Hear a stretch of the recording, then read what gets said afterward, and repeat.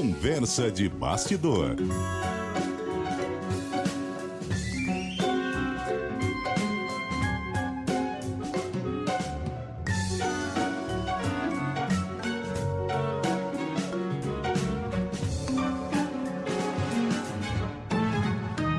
E diante da importância e da relevância do momento, com o início do julgamento no STF hoje, às 9 horas da manhã, nós aqui no Jornal da CBN, nesta terça-feira, convocamos a nossa dupla de comentaristas, Malu Gaspar e Lauro Jardim. Bom dia para você, Malu. Bom dia, Milton. Bom dia, Cássia. Bom dia aos nossos ouvintes e bom dia para o Lauro. Bom dia para você, Lauro.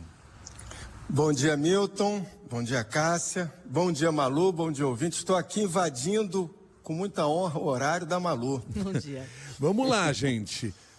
Nós temos todo um cenário já preparado para este julgamento. Os nossos repórteres vão relatar o que acontece de tempos em tempos, mas temos já um antes e um depois desse julgamento. Vamos começar pelo antes, essa tensão que cerca esse julgamento, Malu Gaspar. Sim, Milton, Cássia, o que a gente ouve é que é sempre uma tensão controlada, né? O que a gente ouve quando vai falar com o pessoal no Supremo, quais são os cuidados que estão sendo tomados e como que eles estão fazendo para se proteger de eventuais ataques. Afinal, a gente está falando de um julgamento que tem relação justamente com um ataque massivo à sede do Supremo e dos três poderes em geral. Eles dizem que está tudo controlado, que essa sequência de bloqueios e o reforço na segurança que já vem desde o ano passado e que foi incrementado agora, que esse reforço vai impedir a aproximação de grandes grupos de pessoas, mas ainda persiste um temor com algum ataque isolado, de aquele que se convencionou chamar de lobo solitário, mas lá dentro eles estão chamando de rato solitário, alguém que venha a escapar aí desses controles e possa causar alguma tensão, atacar alguém, né? Afinal, a gente viu no fim de semana, teve já a prisão de um sujeito que tinha artefatos explosivos, que tentou entrar no STF na quarta-feira passada, e na casa dele a Polícia Civil do Distrito Federal encontrou bilhetes, isso que eu estou falando, artefatos explosivos, coisas para montar bombas, e uma série de indícios de que ele poderia estar planejando um ataque ao Supremo, né? A gente não pode esquecer que em novembro do ano passado, um sujeito foi até o Supremo, tentou invadir e depois se explodiu na frente da Estátua da Justiça. Então, a gente às vezes esquece, porque esse assunto está no nosso dia a dia, mas a gente às vezes não presta atenção o potencial que isso pode ter de acender determinados fanatismos e todo esse tipo de coisa. O próprio Lauro contou aí a história no Globo de uma mulher que atacou o Flávio Dino num avião durante um voo e tal. Então os ânimos estão exaltados, as pessoas têm comentado muito sobre o julgamento e sobre o clima político. Essa discussão sobre a anistia ajuda a acender as tensões. Então, tudo isso está no radar do STF e foi uma das razões pelas quais eles reforçaram segurança, colocaram drones e estão revistando mochila, bolsas, malas, fazendo varredura com cães, nesse momento lá na Praça dos Três Poderes, no acesso ao STF.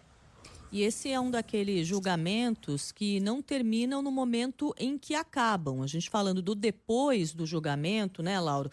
Já se sabe, por exemplo, que existe uma expectativa de condenação, o que não significa uma prisão. E, inclusive, nós já temos manifestações, caso do governador aqui do estado de São Paulo, Tarcísio de Freitas, que no fim de semana deu uma entrevista dizendo que, caso ele fosse eleito presidente, ele daria um indulto a Jair Bolsonaro no primeiro dia. Tarcísio de Freitas, que já está em Brasília, né, Lauro? Pois é, Cássia. O governador Tarcísio viajou hoje para Brasília, o dia de julgamento. Ele deve, possivelmente, vai estar ao lado do Bolsonaro, visitando o ex-presidente no dia de hoje, e vai continuar também as articulações que ele tem feito pela anistia. São articulações que têm sido feitas, Cássia, de modo bastante explícito, Porque em política existem aquelas articulações em que o político faz de tudo que pode para não deixar rastro, para não vazar o que ele andou fazendo, mas nesse caso de agora ocorre justamente o contrário. O Tarcísio entrou de cabeça nesses últimos dias em articulações pró-anistia e faz questão que essas conversas, ou pelo menos parte dessas conversas, fiquem públicas. Na semana passada, ele esteve com o líder do PL, o deputado Sóstenes Cavalcante, conversando sobre esse assunto. Ontem o Tarcísio conversou com o Hugo Mota, presidente da Câmara, e com o deputado Marcos Pereira, presidente do Republicanos, o partido dele.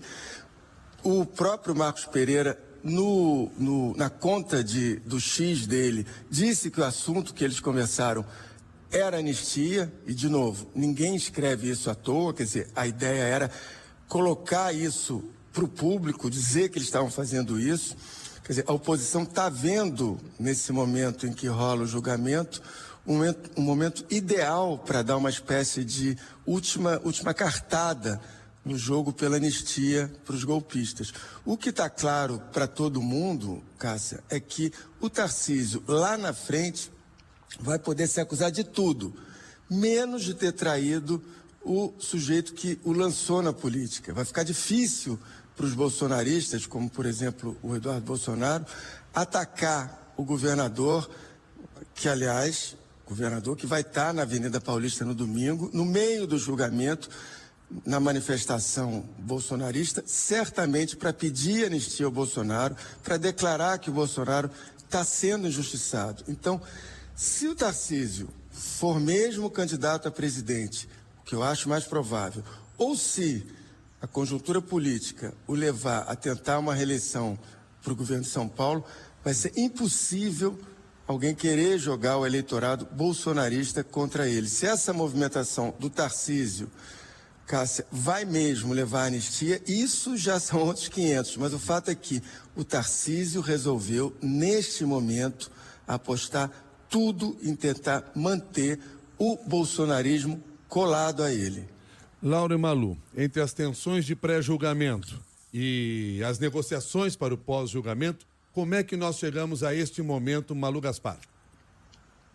Bom, eu acho que a gente tem pouca expectativa de mudança na compreensão geral do que vai ser resolvido, né? Mesmo as defesas dos réus não esperam nenhuma reviravolta, então deve vir por aí uma condenação. O que a gente está esperando são definições de alguns detalhes, né? Que não são pequenos, são relevantes, mas são detalhes. Então, se o ministro Luiz Fux vai pedir vista ou não, parece que não, mas ele deve divergir no cálculo da pena que ele vai propor.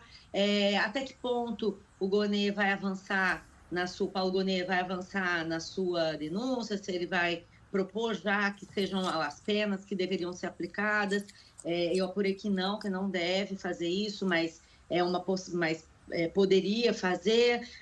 Você tem algumas discussões sobre preliminares, se deve mandar alguma coisa para o plenário do STF ou não, mas a verdade, Milton, Cássia, que está todo mundo bastante, do lado dos réus, bastante resignado com a situação a que se chega agora, mais a expectativa de decidir logo essa questão, e acho que o Lauro vai concordar comigo que, do ponto de vista do conteúdo, o que a gente deve ver nesses últimos dias, nesses primeiros dias pelo menos, é uma espécie de reconto do que já aconteceu. A gente vai ver o relatório falando sobre o caso, o Gonê repetindo a sua denúncia com uma mudança ou outra no tom da fala, e as defesas também repetindo as suas alegações, por exemplo, atacando a delação do Mauro Cid. Então, assim, o roteiro, ele é previsto.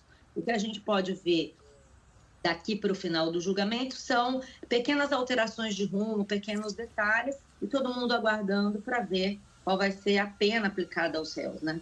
Uma expectativa que existe também, Laura, é para se saber se de fato esse prazo, né, que a gente tem, então, de haver sessões hoje e amanhã, semana que vem novamente terça e quarta, e depois na sexta-feira seria o último dia, se esse prazo vai ser de fato cumprido. Você acredita que a gente pode ter alguma surpresa aí? Ô, Cássia, surpresas sempre podem acontecer num julgamento como esse, a gente não sabe. Agora, como disse a Malu, esse julgamento que está começando hoje no Supremo é um julgamento em que os réus, os advogados dos réus, o Brasil, todo mundo já sabe o veredito final. Quer dizer, nada disso, quer dizer, vai tirar, por exemplo, o elevado nível de tensão do julgamento e nem de pequenas surpresas imprevistas que podem surgir no meio do caminho. Mas ninguém tem dúvida que os oito réus, ao fim desse julgamento, eles vão ser condenados, mesmo que eventualmente ultrapasse a sexta-feira que vem. Assim como também ninguém espera, como disse a Malu, que vai surgir alguma revelação nas falas dos advogados, do chefe da PGR, o Paulo Gonet, ou dos 5 ministros que vão votar. Agora, de novo, nada disso vai tirar a emoção do julgamento, porque, por outro lado, também ninguém sabe, como também já disse a Malu, o tamanho da pena de cada um dos acusados, incluindo o mais importante deles, que é o Bolsonaro. Ninguém sabe também se o julgamento pode ser atravessado no meio dele por alguma sanção do Trump, que pode ser uma sanção econômica contra o Brasil, uma sanção diretamente contra algum ministro do Supremo. Em resumo, vai ser um julgamento sem propriamente trazer novidades sobre fatos, todos os fatos da tentativa de golpe são conhecidos, estão aí na mesa, mas apesar disso, tem tudo para ser um julgamento eletrizante e, sobretudo, histórico para o país e para a democracia brasileira. Deixa eu ouvir uma palavra final de cada um de vocês sobre aquilo que nós devemos ficar atentos neste julgamento que se inicia hoje às 9 da manhã, começando com você, Malu Gaspar.